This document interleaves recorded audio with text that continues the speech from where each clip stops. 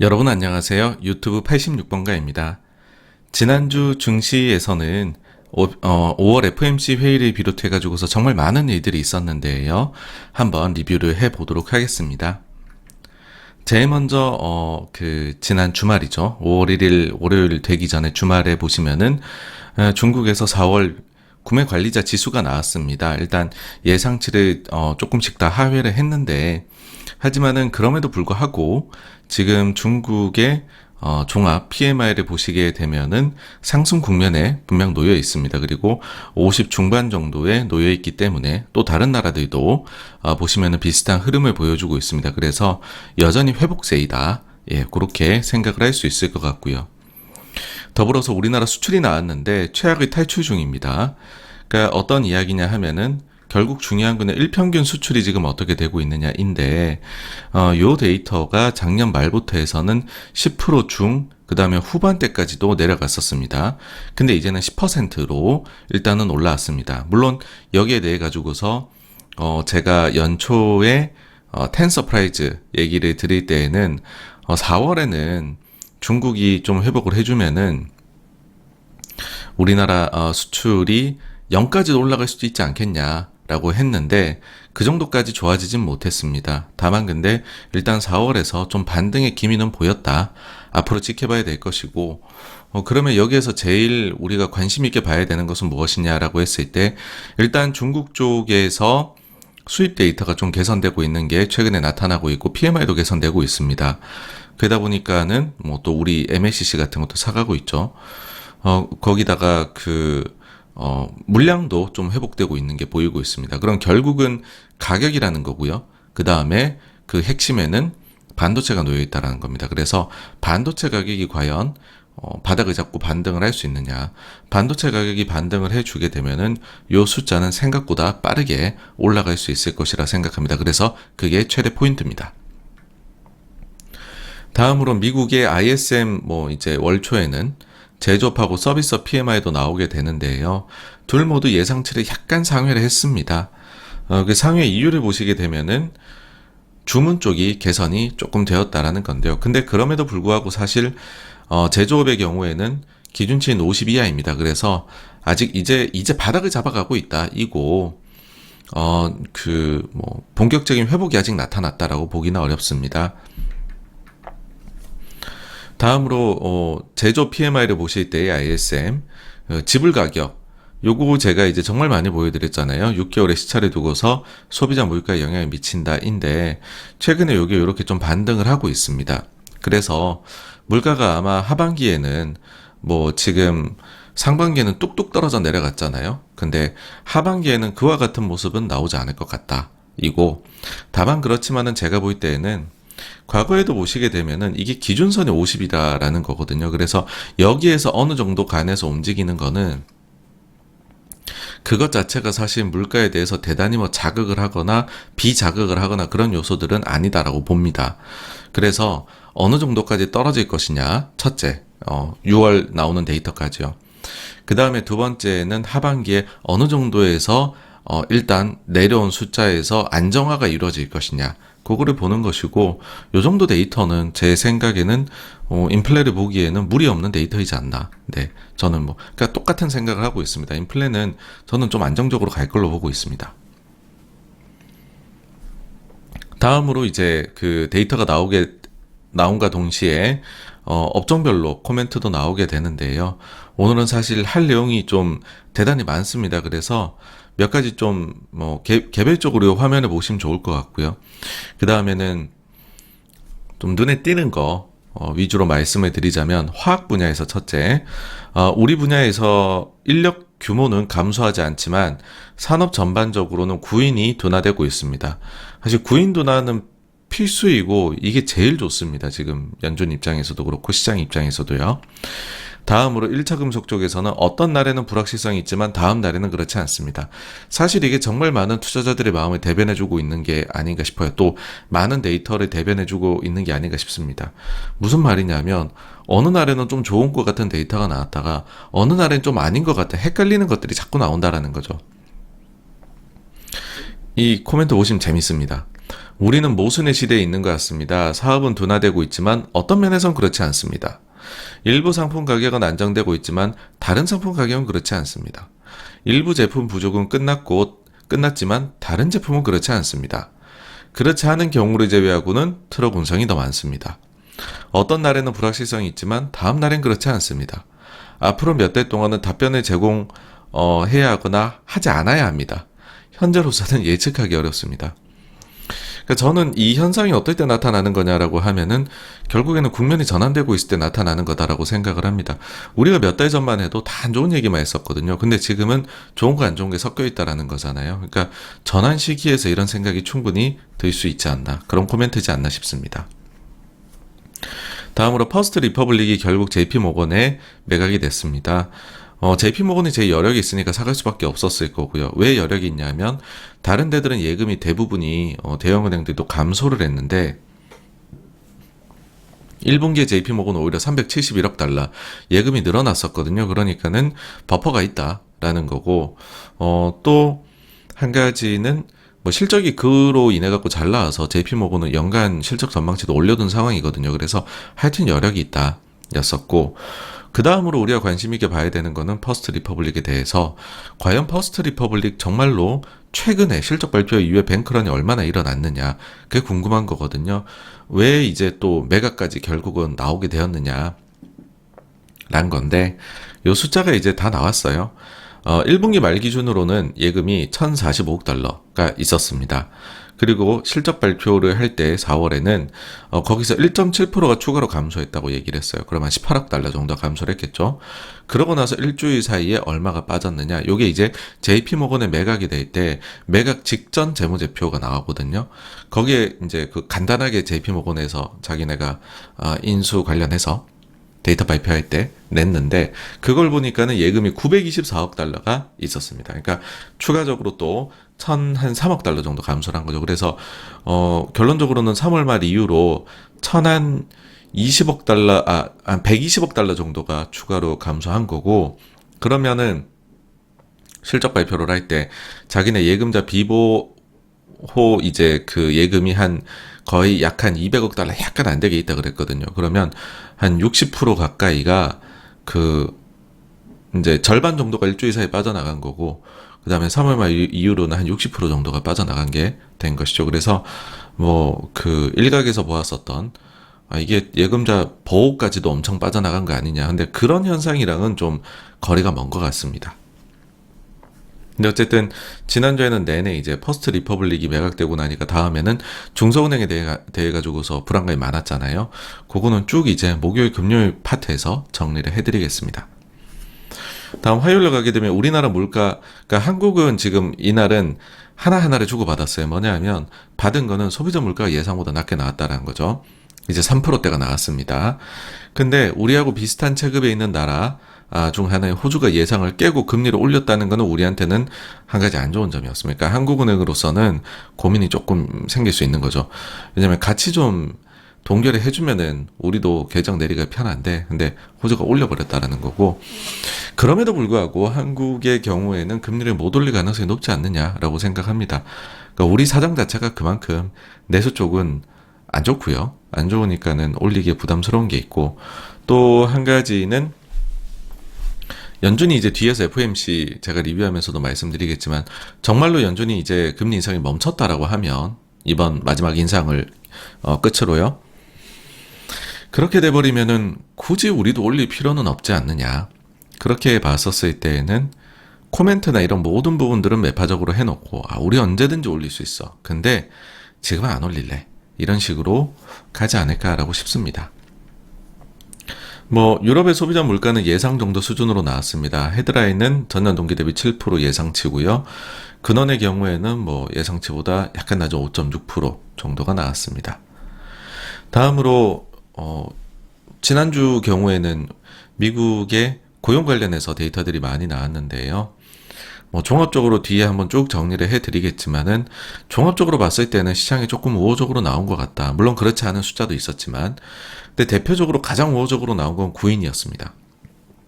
그러니까 지금 미국이 겪고 있는 문제는 뭐냐면, 고용시장이 이제 그 미국이 겪고 있는 문제는 인플레도 걱정해야 되고 침체도 걱정을 해야 됩니다. 원래 같으면 이 두 가지를 잡는다라는 게 동시에 이룬다는 게 너무나 힘들겠죠. 근데 이번에는 좀 희망을 가져보는 게 뭐냐면 혹시나 지금의 정말 말도 안 되는 생전 처음으로 경험해보는 고용시장 상황 덕분에 실업은 증가하지 않으면서 그러니까 침체는 안 오는 거죠. 실업은 증가해봤자 조금 증가. 근데 구인이 감소하고 그 다음에 임금 상승률이 내려가서 인플레만 딱 잡히는 그런 베스트의 상황도 혹여나 나올 수 있는 거 아니냐라는 얘기를 하는 거고요. 그렇게 봤었을 때 구인이 내려가는 것이 노동시장의 뜨거움을 잠재워주는 데는 도움이 많이 됩니다. 이번에 구인이 예상보다 더 이제 적어진 것으로 나왔습니다. 시장이 우호적으로 나온 거죠. 그래가지고서 실업자 대비 구인 일자리가 얼마 열려 있느냐 이게 2도 넘어갔었는데 이제 1.6대로 다시 좀 내려왔습니다. 이 구인 데이터 중에서도 민간 데이터도 있지만은 그 구인 데이터 자체가 나왔을 때 그 안에서 약간의 선행 데이터 역할을 하는 것은 퇴사율입니다. 그러니까 퇴사율이 높아지면 내가 어디 갈 수 있는 일자리가 많으니까는 그러니까는 그만큼 노동자한테 좋다는 거고요. 퇴사율이 낮아진다는 거는 좀 참고 다닌다는 거예요. 그래서 노동자들이 보기에 고용시장이 이제 좀 차가워졌다는 걸 뜻하죠. 근데 지금 퇴사율이 요번에 또 한번 내려갔습니다. 그래서 일단 구인은 계속 내려가는 그림으로 나오지 않을까 싶습니다.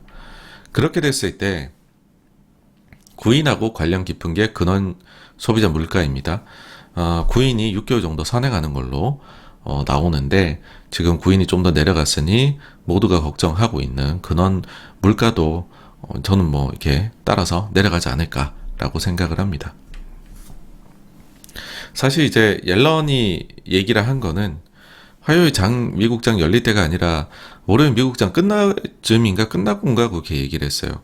뭐냐면 부채한도 협상 관련해서 이제 D-Day, 우리 X-Date라고 표현을 하는데, 옐런이 보기에는 이게 이제 6월 1일일 거라는 거죠. 그러니까 시장에서는 지난주 한번 말씀드렸지만은, 당초 6월 초로 봤다가, 세수가 좀 괜찮네, 7월 말인가? 라고, 그렇게 좀 의견을 바꿨다 그랬잖아요. 근데, 옐런 장관이 이제 6월 1일을 얘기했습니다. 그래서 그 어떤 날짜보다도 지금 빠른 날짜를 얘기를 한 거고, 요 점이 또 시장에는 불안감을 불러일으켰습니다.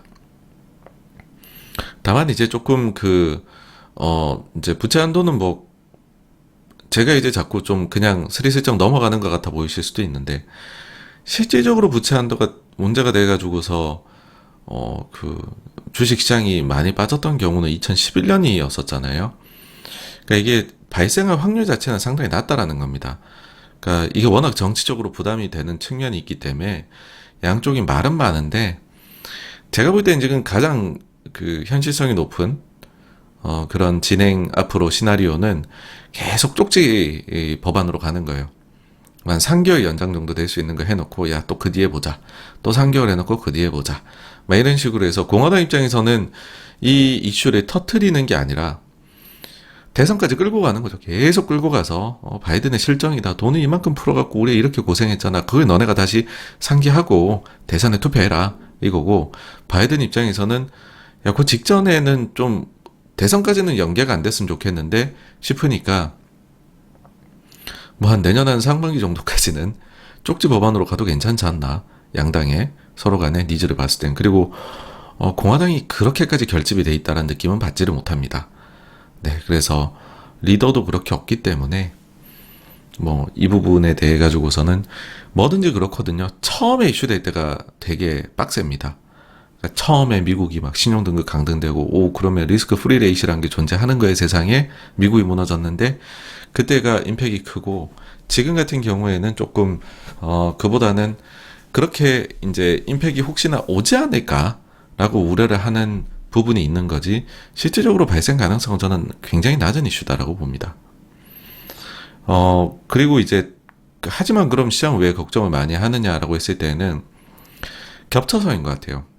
하나는 침체 우려가 있고 또 하나는 은행 우려가 있으니까 이런 거에다 더불어 가지고서 부채 한도까지 걸리면 난리 나는 거 아니냐. 그러면은 이제 별개를 한번 봐보자는 거죠. 침체 따로 보고 은행도 따로 보고 그 다음에 부채 한도도 한번 따로 봐보자. 그렇게 보일 수 있을 만큼의 우린 시간을 가질 수 있을 것이다. 그렇게 생각을 합니다. 미국 은행 위기는 계속 해가지고 되다가 금요일에 이제 좀 나아졌죠. 그건 뒤에 말씀드리고요.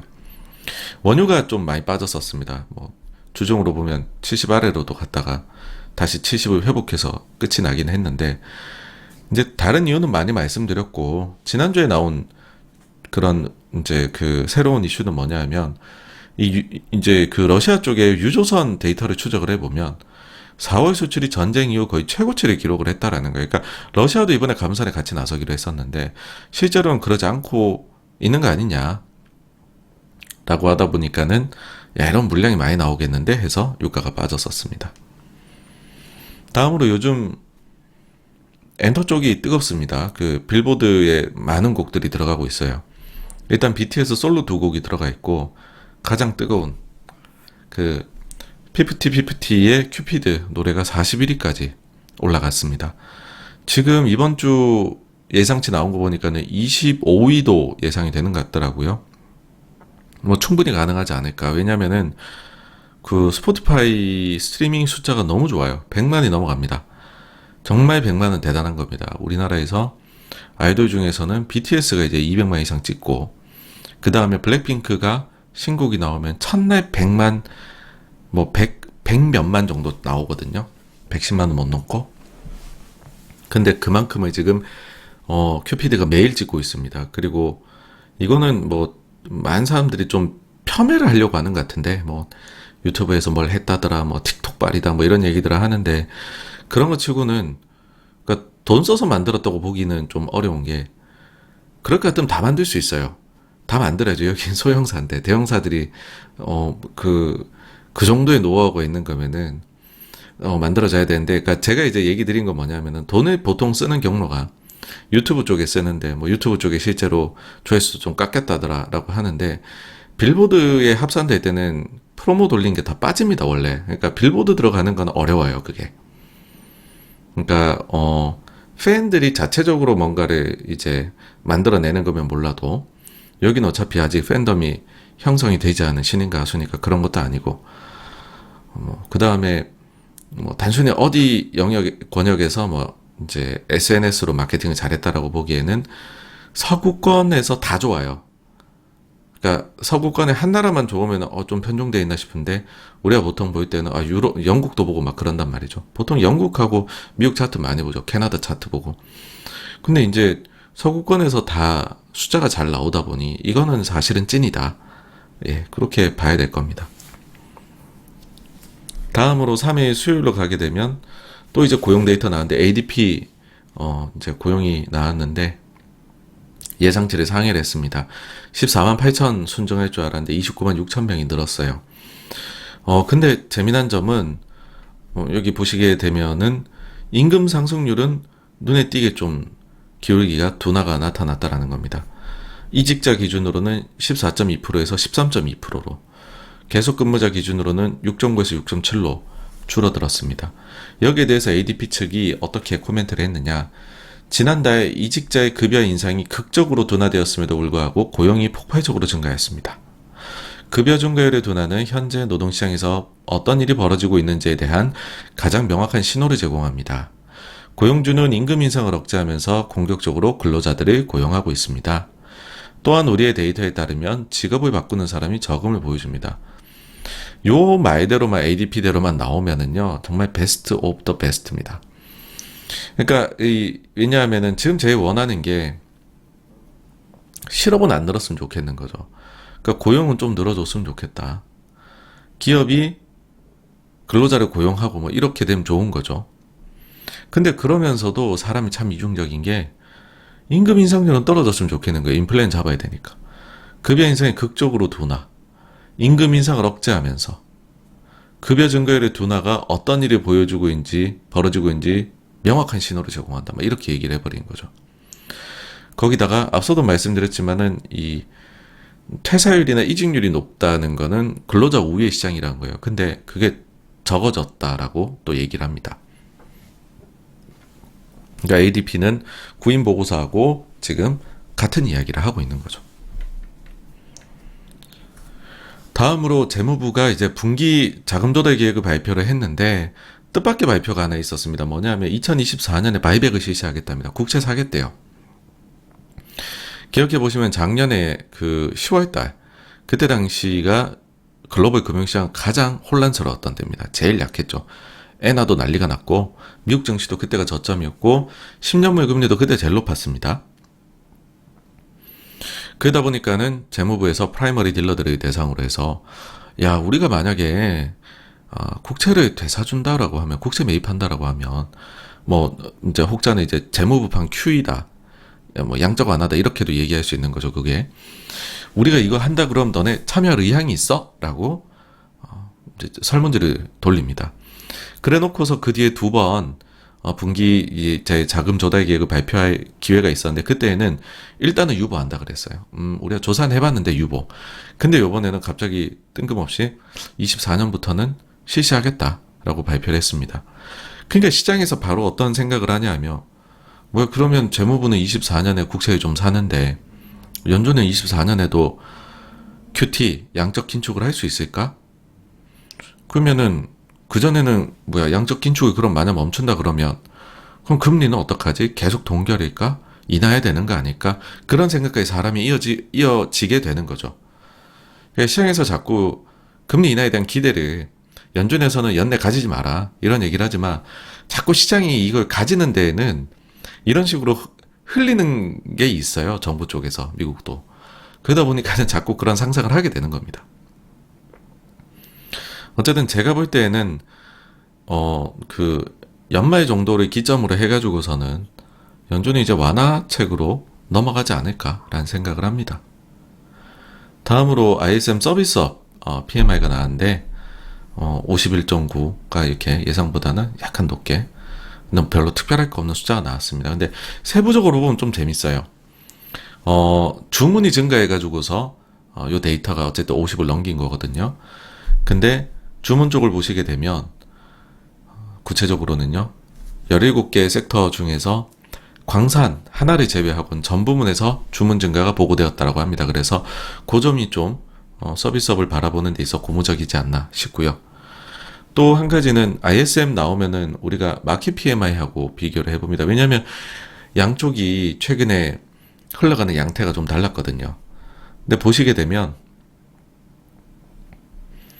그 지금 요번 달까지 나오고 나니까는 이제는 좀 이 그 흐름이 비슷해졌어요. ISM이나 마켓이나 서비스업도 그렇고요. 그 다음에 제조업도 그렇고 일단은 좀 제가 볼 때는 계속해서 회복되는 국면인 것 같다라고 봅니다. 그럼 이제 역시나 이것도 코멘트가 있는데 이것도 길어가지고서 몇 가지만 이제 말씀을 드려보면은요. 숙박 및 음식 서비스에서 투입 비용이 하락하고 있음에도 불구하고 가격을 높게 유지하는 기업은 투입 비용 감소에 맞춰 가격을 낮추려는 기업에게 점유율을 빼앗길 위험이 있습니다. 라고 얘기를 했어요. 그래서 가격 인하가 이쪽에서 나올 수 있지 않을까라는 생각이 들고요. 건설 쪽은 인력은 계속해서 제약을 받고 있지만 경기 둔화가 장기화되면서 협상의 여지가 생겨나고 있습니다. 인력 쪽에서 협상, 인건비에 대한 협상이겠죠. 소매업, 새로운 수요 감소 추세에 맞춰서 일단 수요가 좀 감소한 건 맞아요. 재고 수준, 소매 쪽은 빨리 줄여나가기 시작했잖아요. 점점 더 인라인해진다. 잘 맞춰지고 있다. 도매업, 지난달에 비해 기업 활동이 비교적 유지가 되었다.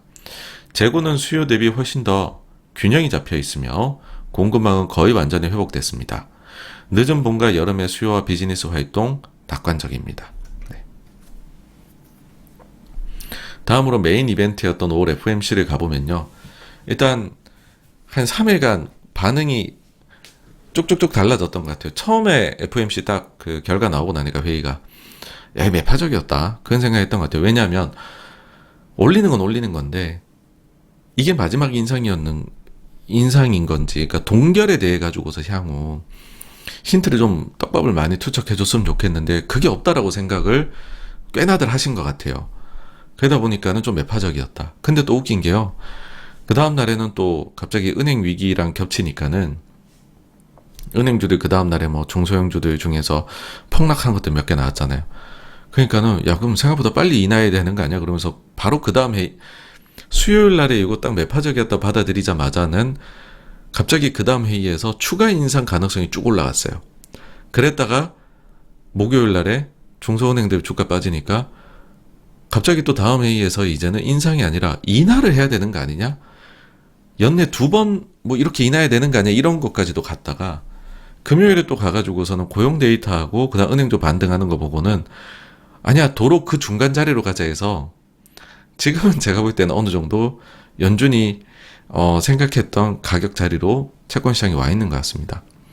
그러니까 일단은 동결 그리고 잘하면 인하 한번 있을 수 있는 그런 식으로 가 있는 것 같아요. 제가 이제 요거를 그 라디오 나가가지고서 말씀드리기는 했었는데 동결 표현이 없는데 왜 시장에서 뭐 몇몇은 동결로 여기냐 그리고 86번가는 왜 동결에 강하게 시사를 했다 향후에 그렇게 여기느냐 그거는 2006년에 보면 안다라고 말씀을 드렸습니다. 2006년하고 23년하고 지금 요번에 연준이 결정을 하면서 쓴 표현의 변화 양태가 굉장히 비슷합니다. 자, 2006년으로 한번 가보죠. 2005년 11월 달에 성명서 내용을 보시면 위원회는 완화 정책이 정해진 속도로 제거될 수 있다 믿습니다. 그러니까 계속해서 25bp씩 금리를 올려나가겠습니다. 이때는 25bp씩 꾸준히 금리를 올려나갔어요. 50bp 한 번도 없었거든요. 그때 이제 25bp를 베이비 스텝이라고 할 수도 있고 요거를 이제 measured pace라고도 이야기를 해요. 실제로 이 표현이 들어가 있었습니다. 근데 12월부터는 그때 당시 이제 의장이었던 버냉키 의장이 최종 금리에 가까워져 가고 있음을 알리고 싶어 했다라고 해요. 그래서 이 표현을 바꿉니다. 이 measured pace라는 표현을 빼는 대신에 some further measured policy firming이라는 표현으로 대체를 하게 되죠. 근데 요 두 개를 보시면은 이제 여러분들이 딱 이렇게 이제 기억이 나실 거예요. 뭐냐면 23년입니다. 23년 2월에 ongoing increases라는 표현을 썼습니다. 지속적인 인상. 요게 이제 measured pace하고 비슷한 표현으로 보일 수 있다는 거죠. 근데 그래놓고 최종금리에 거의 가까워졌다 싶으니 이 ongoing이 사라져요. 대신에 some additional policy firming이라 그래서 이거랑 되게 비슷하죠. 2005년 12월하고 약간의 추가적인 정책 이렇게로 바꾼다라는 거죠. 그러니까 요걸 좀 참고해서 움직이고 있는 것 같다. 자, 그럼 다시 2006년으로 돌아가 볼게요. 2006년 1월 달입니다. 여기에서 이 원래는 메저드가 들어가 있었잖아요. 요게 하나 빠져요. 그러니까 조금 더 가까워졌다는 거죠. 그 다음에는 예을 추가해서 조금 더 가까워졌다. 이걸 또 표현을 합니다. 그리고 마지막으로 금리를 올린 게 2006년 6월 회의에서였거든요. 그때 보시게 되면은 표현이 좀 많이 바뀌어요. 두 가지 쪽에서 바뀌는데 하나는 추가 정책의 그 범위라는 extent라는 단어가 들어오고 그 다음에 여기에서 some further policy firming yet이라는 게 yet 사라지고 some이 any로 대체가 되고 further가 사라지고 대신에 additional 이란 단어로 이렇게 이제 수정이 됩니다. 그러면 이번에 나온 성명서는 내용이 어떠하냐? 보시면은 역시나 요 그 extent가 들어오고 그 다음에 원래는 some additional policy firming이었잖아요. 근데 여기서는 some이 빠져요. 그래서 확실하게 강도를 낮췄고 2006년하고 되게 비슷하다. 심지어는 문장 시작하는 것도 바뀐 게 비슷해요. 2006년도에 요번에 이제 보시면은 23년도에 The Committee Anticipates That 이렇게로 원래 문장이 시작했었는데 요렇게로 바뀌거든요. 근데 6년도에도 비슷했어요. 뭐 이제 위원회는 막 이러면서 이렇게로 이렇게 시작을 했는데 이게 이제 진짜 올리지 말지로 표현이 바뀌었다라는 거죠. 그리고 여기에 추가적으로 보시게 되면 이때 당시에도 향후 이제 인플레나 경제 성장률 이런 전망이 어떻게 바뀔지에 의존해가지고서 참고를 해갖고서 우리가 정책 결정하겠다라고 해요. 그래서 사람들이 데이터 디펜던트구나. 데이터가 물론 이게 그런 얘기도 돼요. 양다리예요. 데이터가 되게 안 좋게 나오면, 그러니까 인플레가 계속 높으면 올려야겠죠. 근데 지금 정도 수준으로만 예상대로 나가준다라고 하면 멈출 수 있다라는 뜻입니다. 근데 이제 보험의 성격으로 이런 표현이 들어가 있는 거죠. 이번에도 5월달 거 보시게 되면은 그런 식으로 인플레나 향후 경제에 대해 가지고서 우리가 참고해서 정책 결정하겠다가 나옵니다. 그러니까 이 전개 과정이 너무나 비슷합니다. 그럼 실제로 이거를 그렇게 이제 의도를 가지고 쓰는 거냐?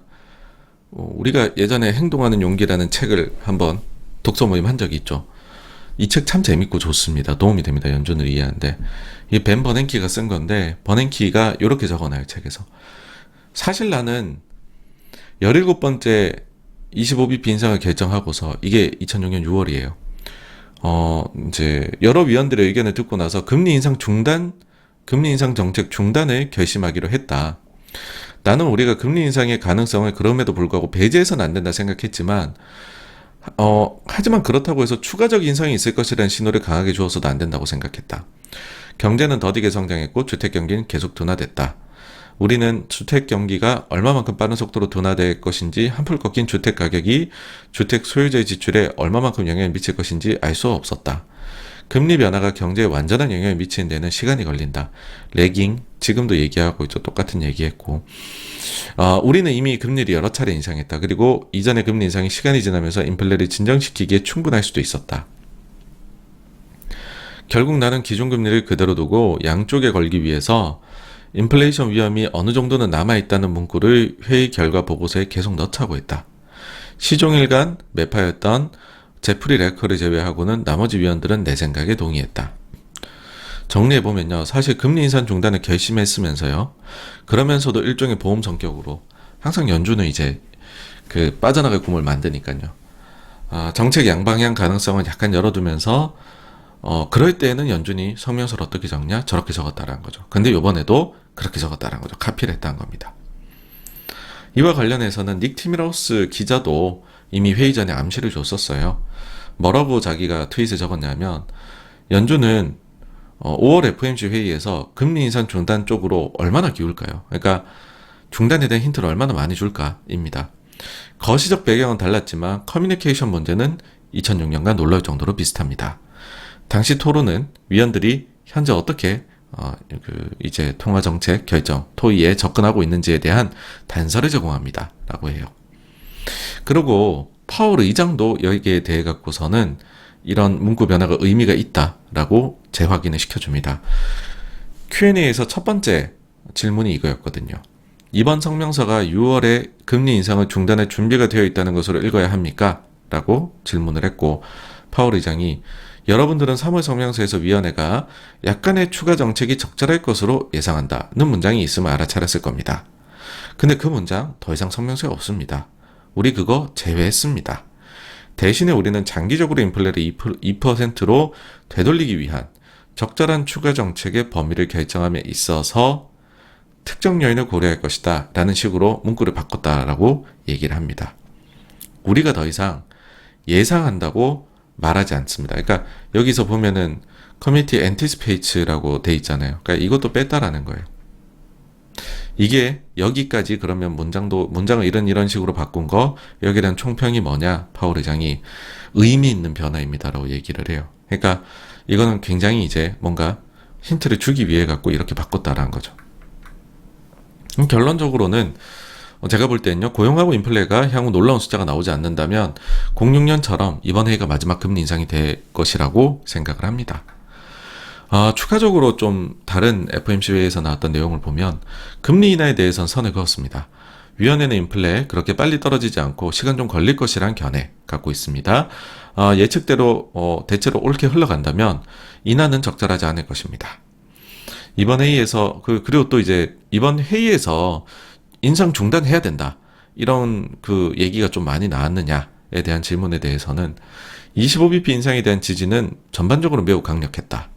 인상 중단에 대한 인원수 의사라고 보면 알게 될 거다. 근데 어쨌든 성명서에서는 투표권이 있는 사람들은 전부 다 인상하자고 찬성을 했습니다. 전원 찬성이었습니다. 그러니까 광범위한 지지를 받았다라고 볼 수 있겠죠. 그러니까 이 두 가지가 FOMC 나온 날에는 주가를 떨어지게 만들었던 요소인 것 같아요. 왜냐면은 약간 더 좀 어차피 우리가 성명서나 이런 데에서 완벽하게 동결에 대한 사인을 읽을 수가 없고 그렇다라고 하면은 좀 비리기적인 내용이 들어가 있으면 좋겠는데 인하도 안 한다 그러지 중단도 이번에 생각 안 했다 그러지 이러니까는 좀 매파적이네 이렇게 본 거죠. 다음으로 이제 침체에 대한 질문도 나왔어요. 왜냐하면은 그때 3월에 의사록이 나올 때에 스태프 예상에서 얕은 침체, 마일드 리세션 얘기가 나왔기 때문이죠. 근데 이제 파월은 뭐라 그랬냐면 스태프와 연준위원 개개인들은 다른 생각을 가질 수 있다. 근데 본인은 침체가 오지 않을 가능성이 더 크다라고 생각한다고 했어요. 그 이유는 역시나 노동시장이 정말로 과거랑 다르게 특이한 걸 이제 들었습니다. 그래서 실업의 큰 증가 없이도 노동시장 열기가 잠재워질 가능성이 있다라고 얘기를 한 거고요. 여기에 대해 여전히 가능하다고 생각한다. 또 침체를 피하는 경우가 침체를 겪는 경우보다 더 가능성이 높다라고 이제는 좁은 경로가 아니라 그 경로가 더 큰 경로다라고 얘기를 했습니다. 자신감이죠. 부채 한도 문제에 대해서도 언급했는데 선긋기 계속 되풀이를 했습니다. 그러니까 이건 정치권의 기본적인 일이라는 거예요. 연준이 정 안 되면 뭘 하겠지만 그전엔 정치권이 알아서 해야 될 일이다는 거고 그러니까 이제 추가 질문이 그럼 오늘 결정하는 데 있어서 부채 한도 문제 이게 영향을 줬냐라고 하니까 거기에 대해 많은 의원들이 이게 위험이다라고 얘기는 했지만 오늘 결정에 중요하게 작용했다. 그렇지는 않았다라고 대답을 했습니다. 그 다음에 또 요즘 관심들 가지는 게 신용경색, 은행 대출 태도입니다. 비록 은행 데이터가 계속해서 이제 파월 의장이 얘기해요. 은행 데이터가 계속해서 대출 증가 보여주고 있긴 하지만 실제로 은행 데이터 보면 그렇게 나오고 있죠. 근데 그 속도가 둔화되고 있고 베이지북에 따르면 중간규모 은행들의 대출 기준이 강화됐다라는 게 나타난다. 그래서 이제 계속 경계감을 드러내고 있습니다. 사실 이게 금리 인상을 중단할 가장 큰 이유가 되겠죠. 그 다음에 그 SVB부터 쭉 물어봐요. 이번 은행 혼란 사태, 자, 그럼 좀 쉽게 얘기해 주세요. 우리가 지금 초기 단계에 있습니까? 아니면 거의 막바지 단계에 있습니까? 그러니까 파월이 초기 단계를 지나서 다음 단계로 넘어갔다라고 얘기합니다. 그러니까 제일 어려운 숙제는 해결했다는 거죠.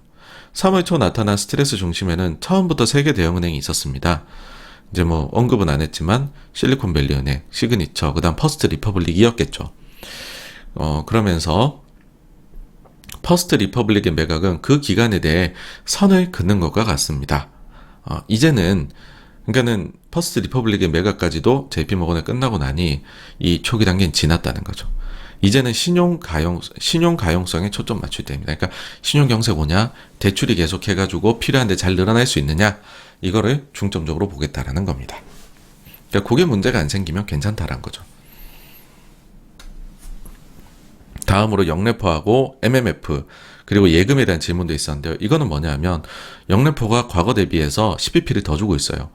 그러다 보니까는 예금에서 가뜩이나 더 준다 하는 MMF로 가고 근데 그 MMF가 정말 안전한 영래포로 들어간다라는 거죠. 그래서 영래포에 10bp 더 주고 있는 게 예금 쪽에서 예금 감소를 더 부채질하는 거 아니냐 이런 비판이 있거든요. 자, MMF가 예금을 두고 질문입니다. 기자의. 은행과 경쟁하는 것이 스트레스를 가중시키고 있다 보시나요? 영래포 구조 변화에 대해 논의했거나 논의할 계획이 있습니까? 그러니까 10bp 더 주는 거 없어요? 계획이 있냐? 이거를 둘러 얘기한 겁니다. 그러니까 파월 의장이 매우 주의 깊게 보고는 있다. 근데 지금까지로 봐갖고서는 영래포가 도움이 되고 그 목적을 잘 수행하고 있는 걸로 보인다. 그래서 아직은 바꿀 계획이 없다라고 얘기를 했습니다. 결론적으로 이번 회의에서 당장 중단 혹은 연내 인하 기대 가졌다면 매파적으로 보였겠죠. 네. 다음 이제 목요일 오게 되면 실업 데이터는 혼재되게 나왔어요. 신규는 약간 높았고 연속은 좀 낮게 나왔습니다. 유럽은 예상한 대로 딱 흘러가서 노 서프라이즈였어요. 금리는 50bp 인상에서 이제 25로 감속이 유럽도 나타났고요. 근데 그럼에도 불구하고 이게 중단의 뜻하진 않는다. 이것도 예상대로였습니다. 그 다음 미국 보면은 이제 은행 우려가 계속됐는데 이날은 정말 많이 빠졌습니다. 그러니까 지금 이제 SVB, 시그니처, 퍼스트 리퍼블릭 다음 희생양은 누구냐 그러면서 막 좀 살생부가 돌아다니는 거죠. 시장은 팩웨스트하고 웨스턴 얼라이언스를 가장 문제 있는 은행으로 보고 있습니다. 특히나 팩웨스트는 전날 장 끝나고 나서 매각을 비롯한 전략적 옵션을 고려 중. 요 똑같은 말을 퍼스트 리퍼블릭이 하고 나서 이렇게 흘러간 거거든요. 그러니까 야 페그엑스도 똑같은가 봐 하면서 주가가 50% 폭락했습니다. 웨스턴 얼라이언스는 그런 말 하나도 안 했지만 주가 38%이나 폭락했는데 이유는 파이낸셜 타임즈에서 매각선 뉴스를 냈기 때문입니다. 이것 때문에 한때 전략적 옵션을 고려 중인 회사보다 주가 더 빠졌어요. 60%나. 그래도 38%로 절반 정도 좀 회복해서 마무리를 한 거는 회사가 반박 자료를 냈기 때문입니다. 자, 파이낸셜 타임즈의 보도가 모든 면에서 명백히 거짓이다. 기사의 진실이 단 하나도 없습니다. 회사는 매각을 비롯해서 이 전략적 옵션이라는 표현 쓰는 걸 사람들이 민감하게 여기잖아요. 매각을 비롯하여 전략적 옵션을 모색하기 위한 자문사 고용조차 하지도 않았습니다. 우리는 생각 없습니다. FT가 공매도 세력을 위한 도구이자 잘못된 이야기를 퍼뜨리는 통로로 이용되도록 놔두고 있는 것은 쉐임풀하대요. 부끄럽고 무책임한 일입니다. 그러면서 법적 대응을 강구하겠습니다. 라고 세게 나갔습니다. 사실 미국은 이게 공시 잘못 내면 나중에 최고기 행진 입장에서는 이건 나중에 소송 걸리고 문제가 되거든요. 그래서 이만큼 강하게 나가니 야 뭐가 있나 봐 약간 이렇게 되는 거죠. 여기에 또 추가적으로 미국 정부가 후방 지원에 나섭니다. 이제 증권거래위원회 의장이 모든 형태의 위법 행위를 파악하고 기소하는 데 주력하고 있다 발언했고요. 백악관에서도 건전한 은행에 대한 공매도 압력 면밀히 모니터링 하겠다.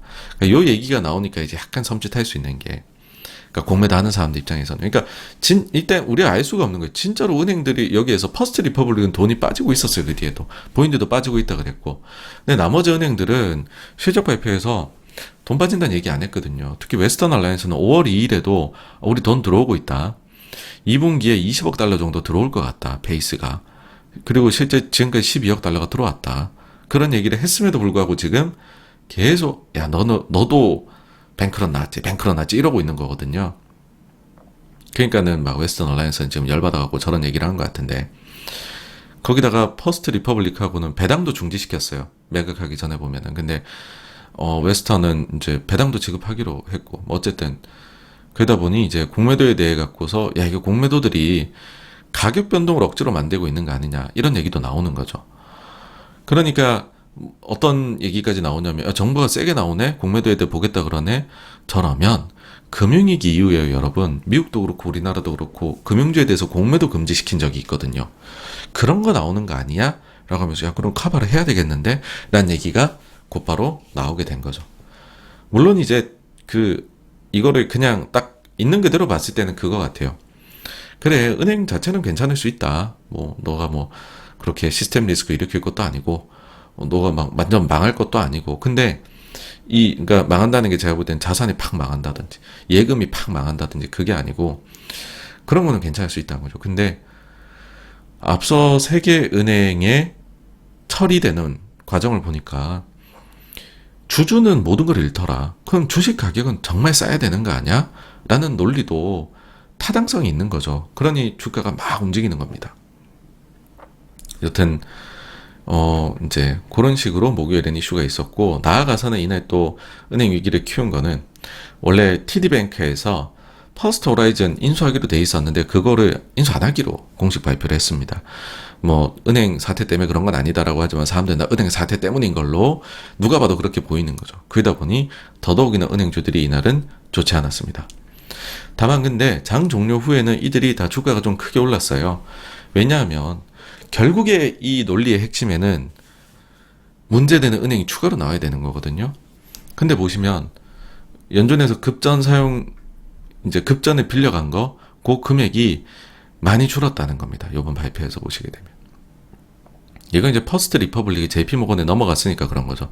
그래서 퍼스트 리퍼블릭에 다 해소가 된 거죠. 만약에 이제 새로 문제되는 게 있었으면 이 금액이 또 쫙쫙 늘었겠죠. 근데 그렇지 않다 보니 무난한 데이터가 나오다 보니 야, 우리가 조금 오버했나? 아직까지는 급전 안 썼나 봐. 몰라. 다음 주엔 쓸지 모르지만 지금은 아닌가벼 하면서 시간에서 이렇게 반등하는 모습이 나왔었습니다. 또 이제 장 종료에는 애플이 실적을 발표를 했는데 예상치 상회를 했습니다.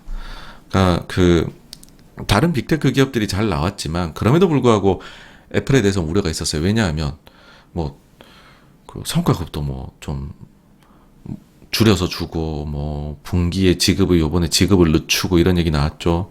아이폰 요번 신작 부진하다는 얘기는 계속 나왔죠. 그 다음에 뭐 맥이 뭐 40% 이상 매출이 줄었습니다. 이런 데이터도 나왔죠. 그러다 보니까는 와이프는 실적 안 좋지 않을까 했는데 호실적이 나왔습니다. 그러다 보니까 그러니까 이제 호실적이란 게 딴 게 아니라 예상치를 좀 상회를 한 거죠.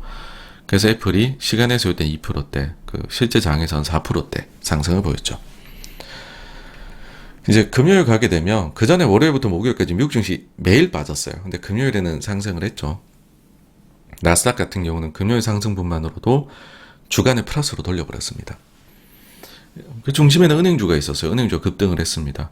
뭐 미국 은행하고 정부의 으름장이 통한 것인가? 뭐 그런 일단 생각이 들더라고요. 보니까 팩웨스트는 82% 급등했고요.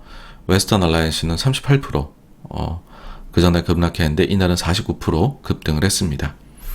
근데 저는 이제 그 전날 이 기사를 보니까는 쭉 따라가면서 보다 보니까는 좀 재밌는 게 있더라고요. 뭐냐면 FT에서 웨스턴 얼라이언스가 이제 매각 계획이 있다라는 보도를 낸 거잖아요. 그러고 나니까 로이터에서 단독으로 기사가 나와요. 그 내용이 뭐냐면 미국의 은행 섹터 자본력하고 펀더멘털은 튼튼하다. 근데 이 이야기를 누가 했느냐? 요 소스가 어디냐? 이 기사나 이런 데서는 여러분들 소스가 중요하잖아요. 근데 요 소스 소식통이 누구냐? 공개적으로 발언할 권한이 없는 소식통이래요. 기묘하죠, 그쵸? 자, 이건 이제 뭘로 느낄 수 있냐면 아주 이제 그 높으신 분께서 한 말씀을 하신 게 아니냐. 그런 식으로 여겨질 수 있는 거죠. 그러니까 그 정도로 센 사람이 얘기한 거 아니냐. 아주 민감한 자리에 있어서 얘기 못하지만은 근데 이거를 확실하게 얘기할 수 있는 사람. 그거를 단독으로 보통은 미국이 자기네 관련된 소식은 이런 것들 보면 미국 언론 통해 나오거든요. 근데 이거는 유럽 언론 통해 나왔으면 로이터. 이건 누가 봐도 FT를 소위 말해서 엿먹이기 위함이 아니었을까라는 생각이 듭니다. 그래서 여기도 좀 각 잡고 나오고 있구나 싶고 이거 다 이제 종합해서 어떠냐면 처음부터 제가 이제 라이브 그때 3월 중순에 SVB 터졌을 때 할 때 그럼 SVB 터진 거 나눠봐야 된다. 이거는 이제 결국엔 사람들이 제일 우려하는 거는 이것 때문에 판이 깨지냐, 즉 시스템 리스크로 이어질 수 있겠냐 할 때 과거 사례를 보면 이거는 이제 시스템 리스크의 요건은 못 갖춘 것 같다. 그래서 시스템 리스크는 아닐 것 같다. 차차 뭐 계속 문제 있다는 얘기는 나오겠지만 차차 해결되는 방향으로 갈 것 같다라고 처음에부터 얘기를 드렸었죠. 저는 그 과정에 아주 충실하게 따라가고 있다고 봅니다. 왜냐하면 파월 의장 얘기대로 세계은행이 처음에 문제가 됐어요. 이들은행의 자산을 합치면 5,500억 달러가 넘습니다. 근데 이제 이들은행을 그래서 돕기 위해서 처음에 4천억 달러가 이제 돈이 막 쏟아부어집니다. 근데 그 뒤에 지금 연방예금보험공사가 그 이제 아더 론으로 해가지고서 연준에 해놓은 거는 그건 구조조정 과정에 발생한 거고 그건 앞으로 계속 줄어갈 거예요. 이미 주인의 세계회사가 다 찾았기 때문에 그 돈을 안전하게 대갚아져 갈 겁니다.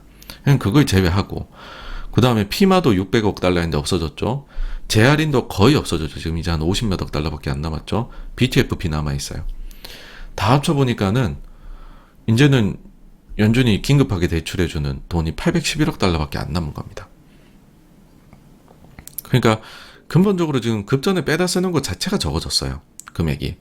그러니까 이거는 그 상태가 개선되고 있다는 뜻이지 않습니까? 그리고 또 한 말씀 더 드리자면은 뭐 2008년에 은행들 망한 것보다 금액이 더 크다 이런 얘기도 하는데 그건 사실은 뭐 사실 비교할 가치도 없기는 해요. 왜냐하면 그게 상업은행만 대상이에요. 그때 당시에 위기는 상업은행 위기가 아니라 투자은행 위기였고 지금은 투자은행 없어요, 여러분들. 왜냐하면 투자은행은 지원을 못 받아요. 상업은행이 되어야지 예보 이런 데서 다 지원을 받는 거거든요. 그래서 심지어는 골드만도 상업은행으로 그때 라이선스 전환을 합니다.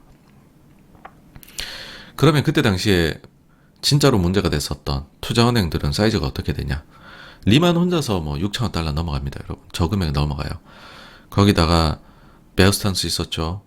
그 다음에 와코비아의 은행 파트 넘어간 거 있죠. 다 합치면은 저거에 3배는 넘어가요, 여러분들. 그래서, 2008년보다 지금이 더 크게 망하고 있다. 그거는 이제 자료를 조금 가공한 자료다. 그렇게 봅니다. 그리고 이제 남은 우리가 막 문제가 있는 것 같아 라고 소형은행 얘기하는 것도 팩웨스트 자산 다 해봤자 410억 달러예요. 웨스턴 얼라이언스 다 합치면 710억 달러입니다. 그러니까 점점 문제가 작아지고 있다라는 거죠. 다음으로 고용보고서 나왔는데요. 이 고용보고서에서 사람들이 요즘 제일 눈여겨보는 거는 임금 상승률이죠. 그러니까 인플레 우려가 있으니까. 근데 요거는 조금 더 높게 나왔어요. 그러니까 인플레 우려가 조금 더 내려가는 것 같더니 다시 또 올라가? 뭐 이렇게 우려가 나오게 만든 거죠. 근데 요거에 좀 대치되기는 합니다. 수요일 날에 ADP 발표에서는 임금 상승률이 내려왔는데 금요일에 나온 노동통계국 자료에서는 이게 이제 예상보다 살짝 올라가게 나왔기 때문이죠. 그러니까 요거는 두 개가 이제 좀 대치되게 나왔기 때문에 좀 더 봐야 된다라고 생각을 해요. 근데 그럼에도 불구하고 노동통계국 자료에 대한 그 비중이랄까요? 시장에서의 의존은 ADP보다 훨씬 더 높아요. 그렇게 치면은 임금 보면은 증시가 빠졌어야 되는 게 맞겠죠. 근데 증시가 잠깐 부정적으로 반응하다가 이내 상승으로 돌아서고 금요일에는 뭐 은행주 이런 것도 있고 해서 좀 상승이 좀 많이 나오고 끝이 났죠. 근데 고용보고서만 봤을 때는 그 이유가 있습니다. 나머지 부분은 다 좋았어요. 일단 실업이 중요하거든요. 왜냐면은 인플레도 중요하지만 침체도 안 와야 되니까 결국 침체는 실업이 증가할 때 나타났었다라는 거고, 우리가 뭐 누누이 말씀드리지만 인플레다 뭐다 딴 거 다 보는 이유가 그래서 결국은 그것 때문에 침체가 올 것 같아요. 이거를 알기 위함이거든요. 다시 한번 70년대 말씀드리자면 70년대 인플레가 3번 왔어요. 그 앞에 2번은 인플레가 왔을 때 침체가 동반이 됐습니다. 그러다 보니 인플레가 올 때 주가가 빠졌어요. 세 번째 인플레 가장 높았습니다. 인플레 14% 이상 나왔어요. 가장 높은 인플레를 경험한 게 80년 전후였어요. 근데 그때는 인플레가 계속 물가가 올라가고 있는데 주가도 올라가 버려요. 왜냐? 그때 침체 안 왔어요. 인플레가 오는 동안에는. 그러니까 주가가 올라가 버리더라고요. 인플레가 높음에도 불구하고. 그러다 인플레 꺼지기 시작할 때 주가 빠졌거든요. 그때 침체가 왔거든요. 그러니까 우리가 인플레를 보는 이유도 결국은 침체에 대한 거를 알기 위함이다 라는 거를 좀 생각을 해두시면 좋을 것 같고, 그렇게 했을 때 침체를 100% 설명해 줄 수 있는 거는 실업입니다. 근데 실업률이 전 떨어질 줄 몰랐어요. 더 떨어져 버렸어요. 지난달 3.5도 이게 뭐 60년 만에 최저치인가 그런데, 그러니까 이제 요즘에 좀 보면 신규 연속 실업수당 청구 건수 보면 좀 올라갔잖아요. 그러니까 실업률이 좀 올라가지 않았을까? 시장은 봤는데 오히려 전원치 대비 떨어져 버리고 예상치 대비 많이 내려갔습니다. 그러니까 이것도 그런 거죠. 정말 그렇게 실업이 없냐? 근데 그건 또 실업 수당 청구 건수를 보면 올라간 게 분명 보이기 때문에 제가 볼 때에는 앞서 이제 임금 상승률을 반반으로 보자라고 생각했다면 실업도 반반으로 보자요. 좀 늘었겠지라는 거예요. 정말 하나도 안 늘었을 거라는 생각은 안 듭니다. 근데 어쨌든 앞서 구인에서도 말씀드렸지만 이번 사이클에서는 실업은 별로 증가 없이 구인만 많이 감소해주면 노동시장의 뜨거움이 내려갈 것이다. 이게 지금 파월이 제일 원하는 건데 현재까지의 스코어만 보면 실업은 증가가 하나도 안 했어요. 구인만 244만 감소를 했습니다. 그래서 연준이 보기에는 좋은 데이터가 나온 거죠. 이거는. 다음으로 월간 고용 순증은 어떠냐. 예상이 18만인데 25만 3천으로 높게 나왔습니다. 근데 그 전에 수정이 좀 커요. 전월하고 전전월 수정된 거 다 합치면 14만 9천 명이 줄었습니다. 그러니까 실질적으로는 이걸 감안하면 예상치보다 낮게 나왔다라고 볼 수 있는 거죠. 근데 이 노동 그 통계국 자료가 지금 수정이 많아요. 그래서 요거를 볼 때 우리가 좀 평균을 내서 봐볼 필요가 있습니다. 이렇게 수정이 많으면. 왜냐면은 요 평균을 또 내보는 요번에 이유는 요렇게 하면 ADP랑 참 비슷하게 나오더라고요. 자, 보시면 요번에 수정이 되기 전엔 어땠냐. ADP 자료는 2월에 26만 1천, 3월에 14만 2천, 4월에 29만 6천으로 발표가 됐습니다. 근데 노동통계국 자료는 수정전 기준으로 2월에는 32만 6천, 3월에는 23만 6천으로 ADP보다 계속 높았어요. 근데 이번에 수정이 되고 나니 2월 24만 8천, 3월 16만 5천, 4월 25만 3천입니다. 3개월 평균 해볼까요? ADP 23만 3천, 노동통계국 22만 2천입니다. 거의 비슷하죠.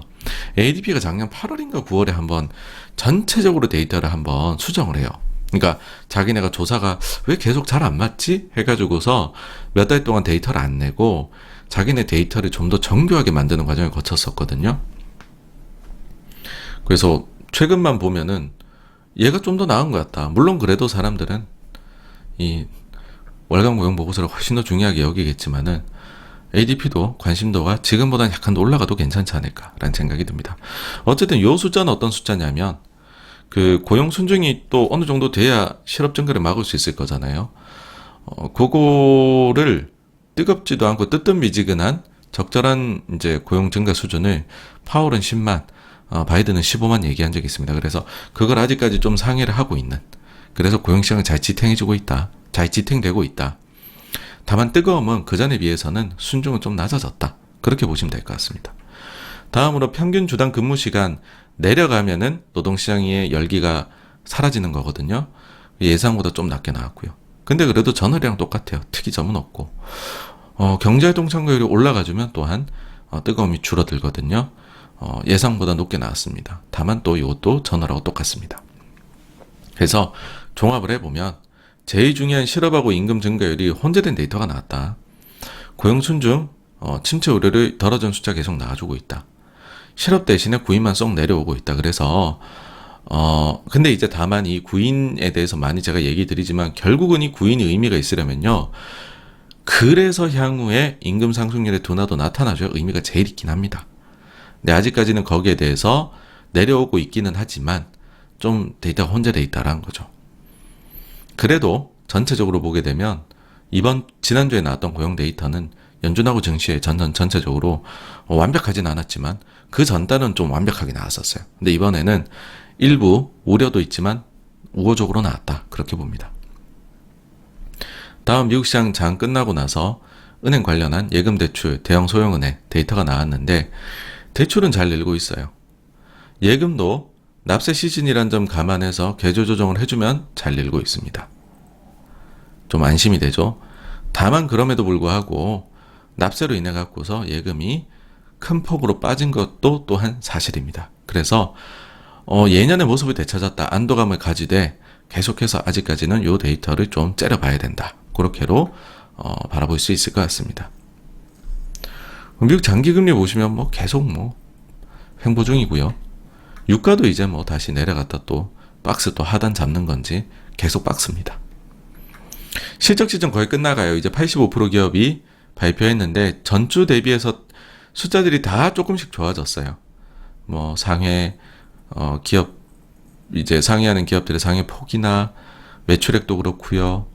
부정적 가이던스를 주는 기업 숫자도 계속 줄고 있고 연간 기준으로 긍정적으로 가이던스 주는 기업도 계속 늘고 있습니다. 그러면서 향후 이익에 대한 추정치도 조금씩 올라가서 12개월 미래 그 주당 순이익 추정치도 살살살 올라가고 있습니다. 계속. 총평 지난주랑 똑같이 잡았어요. 계속해서 잘 넘어가고 있다. 그래서 동일하게 계속 긍정적인 생각을 가지고 있다. 입니다. 다음 주에는요. 물가가 제일 중요하죠. 물가가 제일 중요하기는 한데 시장에서는 이것도 관심 많이 가질 것 같습니다. 은행 대출 태도. 그러니까 진짜로 신용경색 나오고 있냐 아니냐. 여기 이제 분기 한 번씩 나오는 건데요. 지난 1월에 나왔고 요번에 이제 4월 이제 1월께 나왔고 요번에 4월 거 기준으로 해서 나오게 됩니다. 요게 월요일에 나오는데 근데 그 티밀하우스 기사 내용을 보면 요 데이터는 연준 위원들이 미리 보는 것 같아요. 네. 그래서 그게 반영된 그 FOMC 회의였었다라고 생각을 하고서 보시면 또 한층 재미있지 않을까 싶습니다. 그래서 여기까지가요. 지난주 정리 내용이었고요. 저는 다음 주에 또 좋은 내용으로 여러분들 찾아뵙도록 하겠습니다. 네, 감사합니다.